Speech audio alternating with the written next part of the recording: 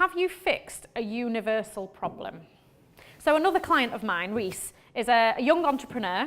He's 24.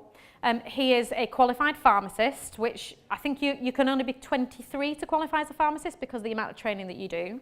And he went into being a locum pharmacist. So he was basically a pharmacist that would go into other chemists on a short-term basis. You cannot open the doors of a chemist without a pharmacist on the premises. You can't even sell a packet of tunes if you haven't got a pharmacist on the premises. So it's a real problem for chemists to make sure that they've got a qualified pharmacist.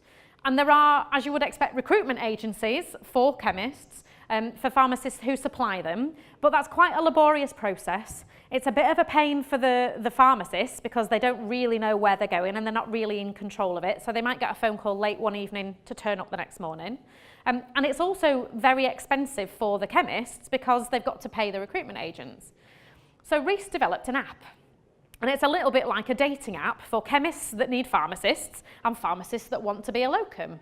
And so this universal problem that the industry has is suddenly solved by pharmacists saying, I want to work Tuesday to Friday this week, but I don't want to work the weekend, and making their availability known and being matched to people that have got those vacancies that they can go in. Rates agreed, small price to pay for the chemist, but not for the pharmacist who's going in to do the work. And lo and behold, Reese is shortlisted and then wins his local FSB finalist and goes through to the national finals.